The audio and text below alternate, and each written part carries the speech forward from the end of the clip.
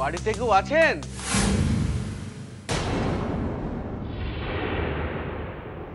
ছোট, দাদার গলা মনে হচ্ছে। মনে মনে এই ভয়টাই করতেছিলাম দিদি, কখন তারা আসেন। ঠিক তাই হইল। বলি বাড়ি শুদ্ধ লোক কি দিনের বেলা নাকে সর্ষের তেল দিয়ে ঘুমোচ্ছে নাকি? কারো কোনো কথাই কানে যাচ্ছে না। থামবে। ছোট শোন, তুই কিন্তু আজ কোনো কথা বলবি না। আমার দাদা বলে আজ কিন্তু আমি চুপ করে থাকবো না। মোট কথা, ওরা যদি ময়নাকে আমাদের বাড়িতে ফিরিয়ে দিতে আসে, তাহলে আমরা তাকে কিছুতেই ঘরে তুলব না। তারা তারা কি তা মানবো? মানবে বই কি, মানতে বাধ্য হবে। কিন্তু দিদি, সোনাও তো ঘরে আছে। তাতে কি?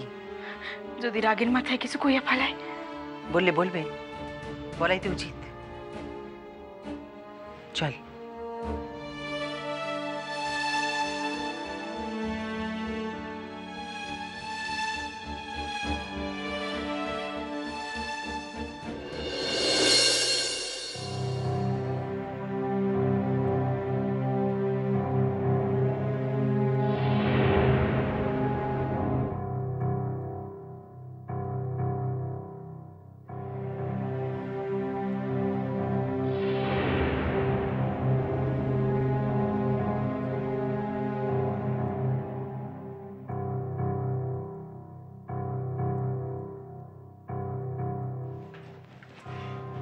কি ব্যাপার তোমরা?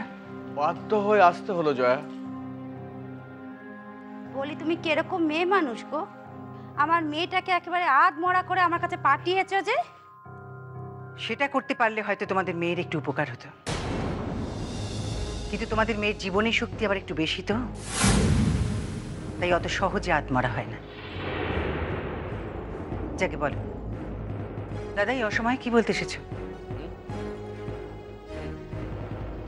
ওই যে বললুম, বাধ্য হয়ে আসতে হয়েছে।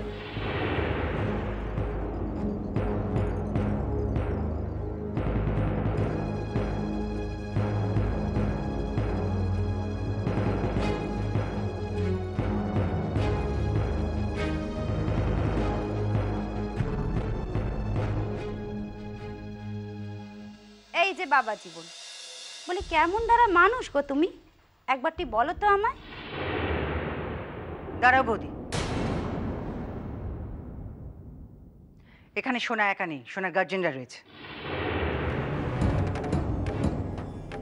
আর আমি আশ্চর্য হয়ে যাচ্ছি যে এতটুকু সহবত কি তুমি জানো না, যে মেয়ে শ্বশুর বাড়িতে এসে তার গুরুজনেরা থাকলে সরাসরি তার স্বামীর সাথে কথা বলার শোভা পায় না। আচ্ছা, এবার তুমি আমাকে একটা কথার উত্তর দাও তো জয়া। তুমি আমার ওই বিয়েওয়ালা মেয়েটার ওপর কোন অধিকারে হাত তুলেছ? বারে, কোন অধিকারে? আবার পিসির অধিকারে।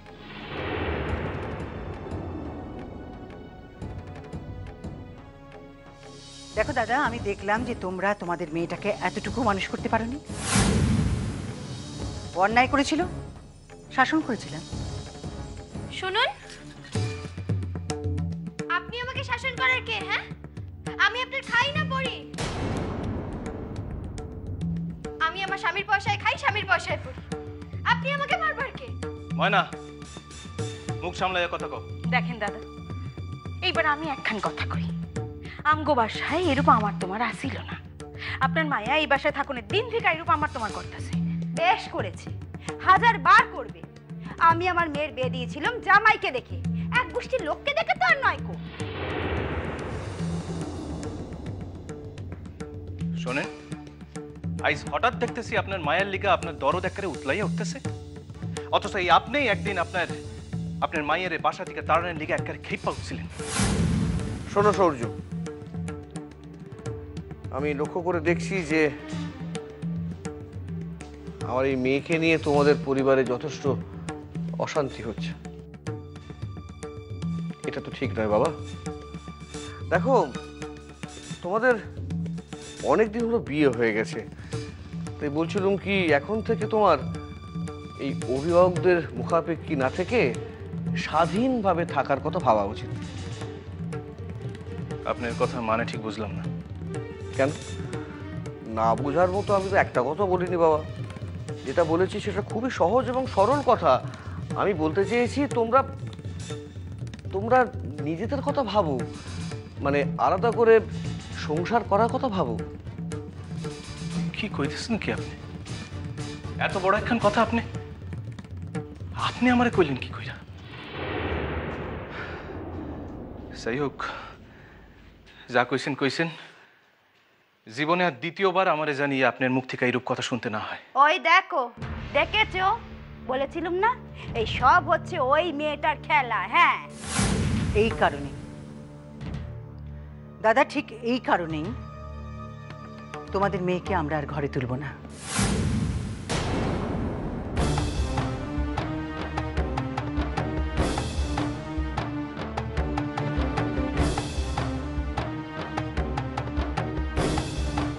মানে মানে তোমাদের মেয়ে আমাদের সংসারে মানাতে পারছে না দাদা। মানে তোমাদের মেয়ে আমাদের আত্মীয়, শুভাকাঙ্ক্ষী এদের বাড়িতে বয়ে গিয়ে তাদেরকে অপমান করে আসছে। দাদা অবশ্যই কথা ঠিক যে ময়না হয়তো এতটা একা করতে সাহস পেত না যদি না বৌদি ময়নাকে সহায়তা করত।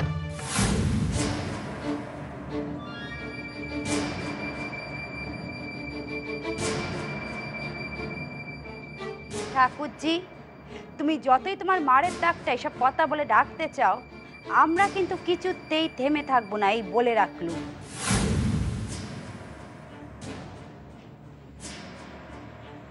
কি কারণের কথা ভাবতেছেন আপনারা? শোনা, তুই থাম না বাবা। আচ্ছা, আপনারা মাঝখানে কথা বলছেন কেন বলুন তো? হচ্ছে আমাদের স্বামী স্ত্রীর ভেতরকার কথা। আপনারা আমি যতদূর শুনেছি তাতে আমাদের সোনা তোমাকে তো আর স্ত্রী হিসেবে গ্রাহ্যই করতে চাইছে না।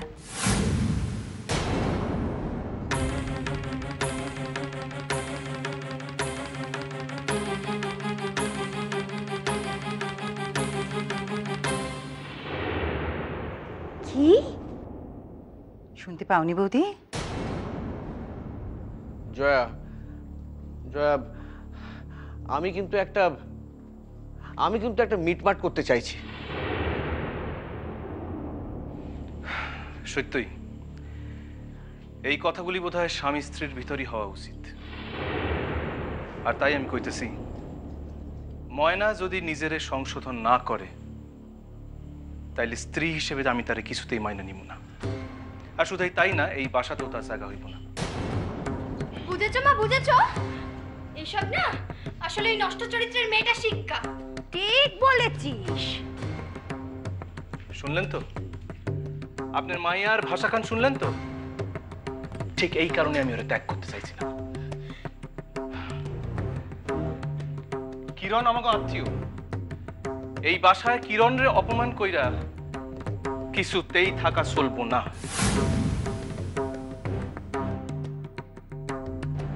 সূর্য, তুমি যে কথাগুলো বলছো তার পরিণাম জানো? দাদা, তুমি কি আমাদের ভয় দেখাচ্ছ?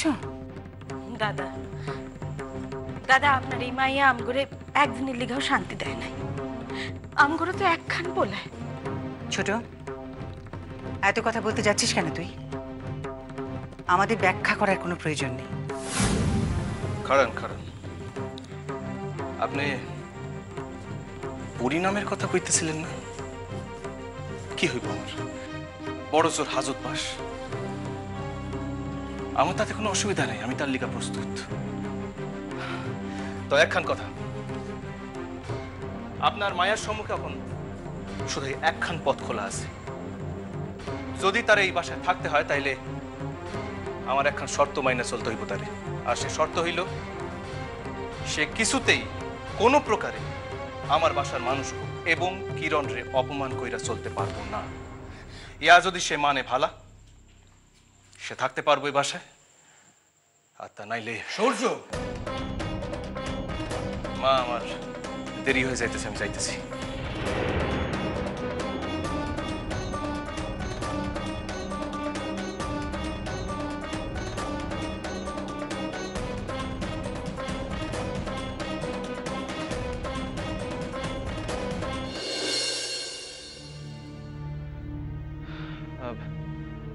আপা কবে যাবেন সে ব্যাপারে আপনাকে কিছু বলেছেন?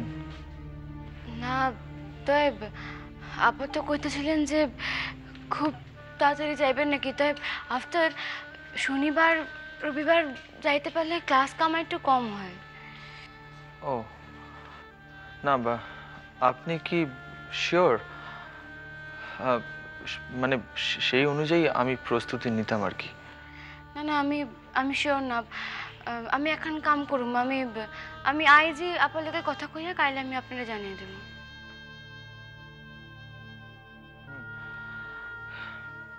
বলছিলাম আপনার সঙ্গে আমার একটা কথা ছিল।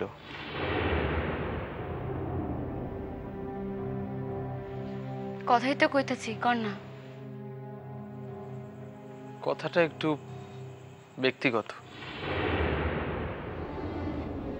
আফটার আপনি তো আমারে খুবই অল্প দিন জানেন, এর ভিতরে আপনি আমারে কি ব্যক্তিগত কথা কইবেন আমি সে জানি না। দেখুন কিরণমালা, আমার কাছ থেকে আপনার আশঙ্কার কিন্তু কিছুই নেই। হ্যাঁ, আমি আপার কাছ থেকে সবটা জানার পরও অনেক ভেবেছি জানেন। আফটার কইতেছি কি ব্যক্তিগত কথা থাক। দেখুন কিরণমালা, আমি তো আপনাকে আগেই বললাম যে আমার কাছ থেকে আপনার আশঙ্কার কিছুই নেই। শুধু আপনাকে একটা কথাই আমি জানিয়ে রাখতে চাই যে আপনার সব রকম সুখে দুঃখে আপনি আমাকে আপনার পাশে পাবেন।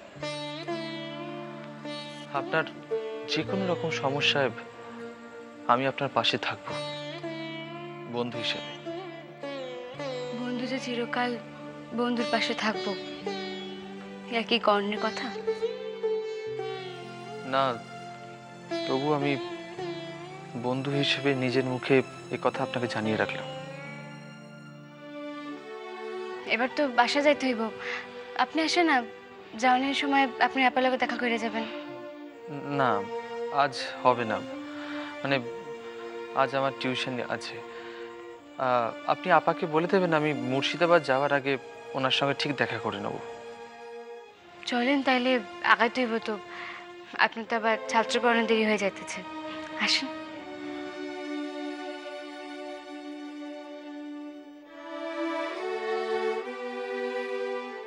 চলে যেতেই তো চাইছি কিরণমালা, কিন্তু যেতে আর পারছি কই।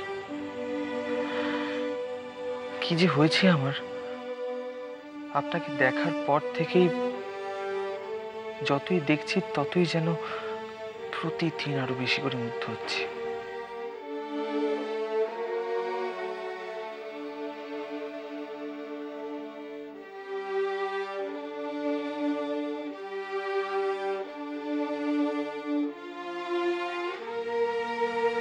আফটার ইউনিভার্সিটি তো ভাগ হয়ে যাচ্ছে, এইখানে এইভাবে খাড়ায় থাকা ঠিক হইব না। হ্যাঁ হ্যাঁ, তা ঠিক, মানে আসলে আপনার সাথে কিছুক্ষণ কথা বলতে ইচ্ছে হচ্ছিল, তাই। তা চলেন না, হাঁটতে হাঁটতে কথা কওয়া যাইব। হ্যাঁ, শোনো বাবু,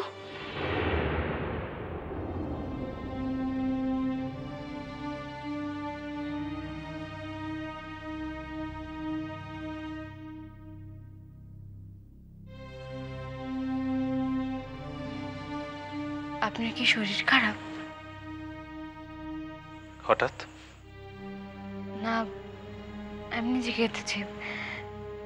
আপনার দেখা মনে হইতাছে কি যে আপনার শরীর খান ভালো নাই। থ্যাঙ্কস। আমি ঠিকই আছি কিরণ। আপনি ঠিক আছেন কি না তা আমার থেকে ভালো আর কে জানে কোন। একদিন সত্যই তুই জানতি কিরণ, আইজ আর তো জানানোর সময় নাই। আমি যদি আমার জানারটুকু প্রকাশ করি তাহলে আপনি সব থেকে বেশি বিপদে পড়বেন সোনা বাবু। আর হেলিকাও আমি সব চাই না চুপ কইরা থাকি।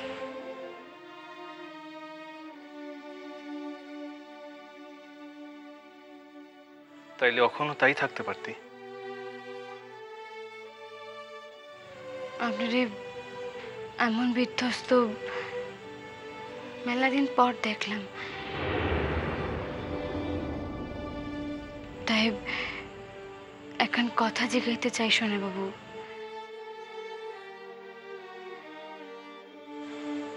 কি?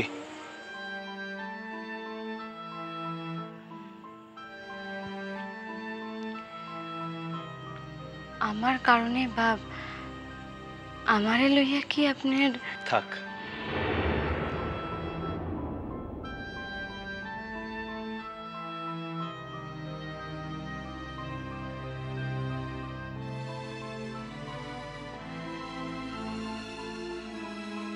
তাইলে সোনা বাবুরে অসুস্থ লাগতেছে ইয়া বড় কথা না, তোর কারণে কিছু হয়েছে কিনা সেটাই বড় কথা।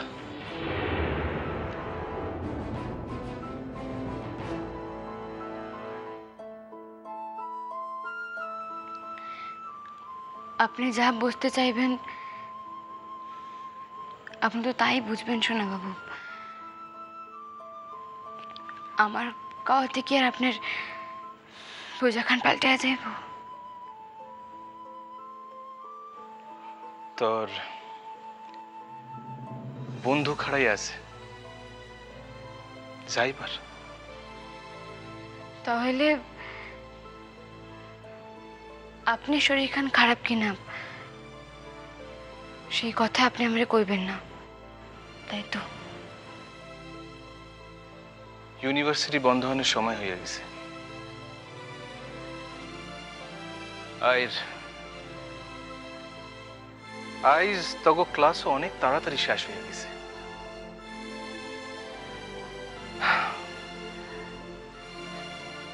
কিরণ, শিক্ষক হয়ে একখান পরামর্শ দেই। তোর বিশেষ বন্ধুর লগে যদি কথা কইতেই হয় তাইলে বিশ্ববিদ্যালয়ের চত্বরের বাইরে কথা কই ভালো।